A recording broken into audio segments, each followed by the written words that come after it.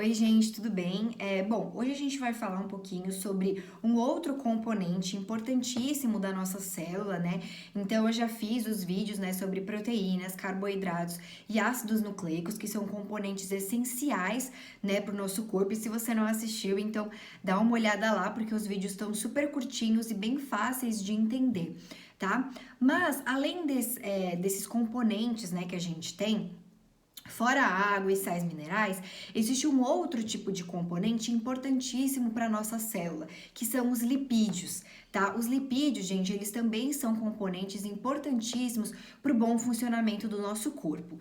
No entanto, a gente tem uma grande diferença entre eles, tá? Que é o seguinte.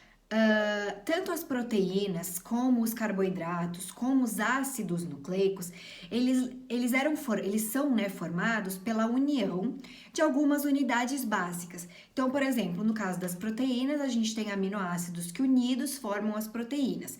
No caso, né, dos polissacarídeos, que são os grandes carboidratos, a gente tem pequenas unidades de monossacarídeos que se unem formando os polissacarídeos. No caso dos ácidos nucleicos, a gente tem unidades básicas chamadas de nucleotídeos que também se unem formando os ácidos nucleicos. Essas uniões que acontecem entre essas estruturas básicas acontecem devido a ligações covalentes. E é bem diferente do que acontece no caso dos lipídios, tá? Os lipídios, gente, eles vão ser unidos através de ligações, né, de interações hidrofóbicas. E é por isso que os lipídios, eles não são considerados macromoléculas, mas sim agregados, tá? Isso é muito importante.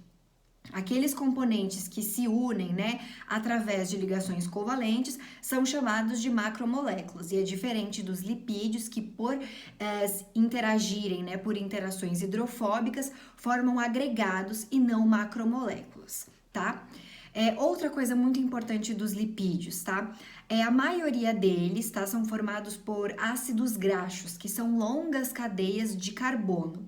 E esses ácidos graxos, eles podem apresentar algumas propriedades, como por exemplo, a gente tem a presença de ácidos graxos que têm ligações que tem apenas ligações simples entre os carbonos de sua estrutura, e a gente também tem os ácidos graxos que podem ter ligações duplas ou triplas em suas estruturas.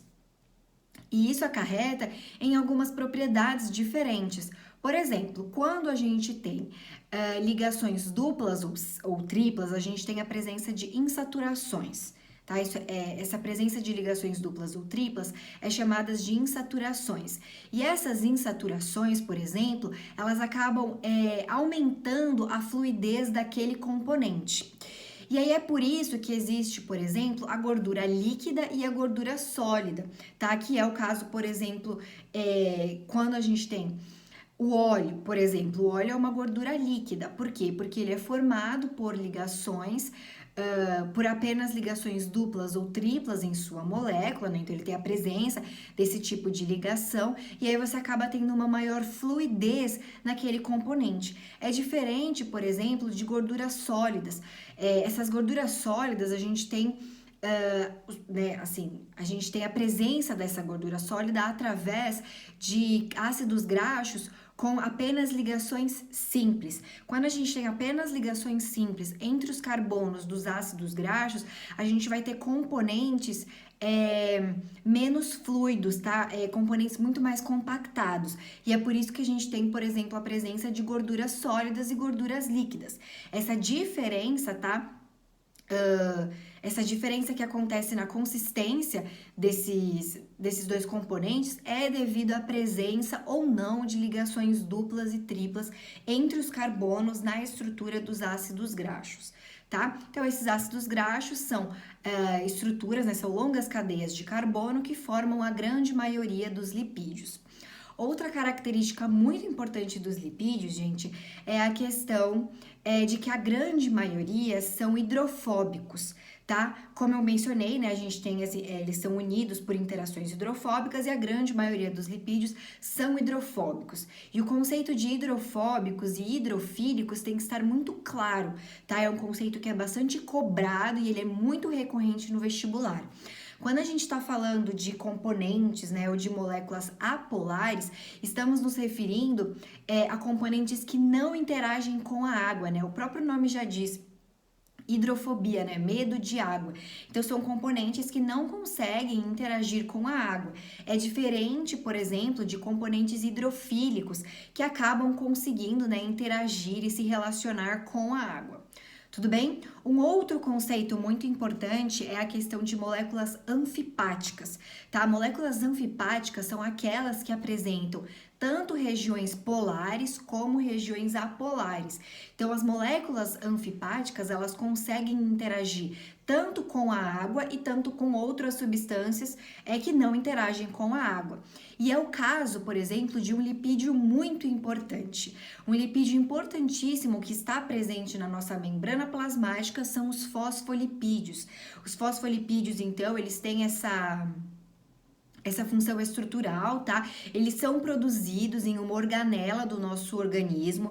Então, no retículo endoplasmático liso, a gente tem a produção desses fosfolipídios através de um longo processo, tá? Você tem a formação desses fosfolipídios, que apresentam, então, essa função estrutural. Eles estão presentes na nossa membrana plasmática, tá? A membrana plasmática é aquela que está envolvida nas organelas e até mesmo na nossa célula. Tá? Esses fosfolipídios, então, eles têm essa característica de anfipáticos, tá? Então, eles têm uma região deles chamada de cabeça. Essa região da cabeça, ela é uma região polar, então ela consegue interagir tanto com a água como com outras substâncias polares. E a gente tem uma outra presença em uma outra região desse fosfolipídio, que é chamada de cauda. Essa região de cauda, ela é apolar, então ela não interage com a água, mas consegue interagir com outras substâncias apolares que estão presentes ali na nossa célula e tudo mais. Então, gente, e como que eu falei? Aquela questão da presença de ligações simples ou ligações duplas nos ácidos graxos, ela é muito visível exatamente na membrana plasmática. Por quê? Na membrana plasmática, então, das nossas células, a gente tem a presença de fosfolipídios, né? A gente tem uma bicamada de fosfolipídios. Então, a gente tem duas camadas de fosfolipídios que formam, né, a nossa membrana plasmática. E quando a gente tem ligações duplas ou triplas nos ácidos graxos que formam esses fosfolipídios, a gente vai ter uma membrana plasmática muito mais fluida, tá? É diferente de quando a gente tem apenas ligações simples nos ácidos graxos desses fosfolipídios e a gente vai acabar tendo, então, uma membrana plasmática menos fluida, tá? Uma membrana plasmática mais compactada.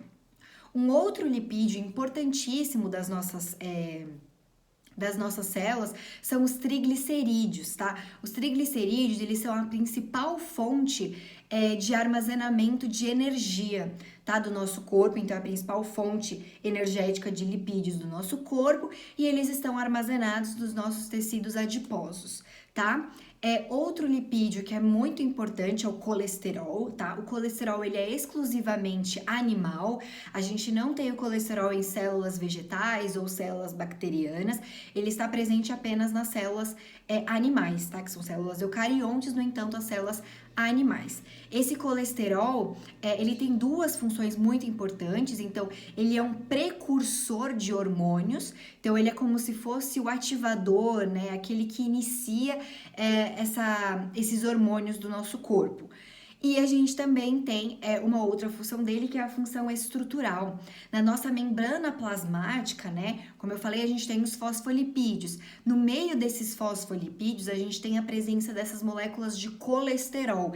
Essas moléculas de colesterol, elas acabam reduzindo ainda mais a fluidez daquela membrana plasmática, porque ela acaba interagindo ali com as outras moléculas de outros componentes ali presentes. Um outro lipídio muito importante que também está presente agora em células animais e células vegetais são as ceras, tá? As ceras, elas são importantíssimas tanto para proteção, tá? Como para evitar a perda de água, por exemplo, na superfície das folhas. Então, eu acho que era basicamente isso que era importante de saber sobre os lipídios, algumas características.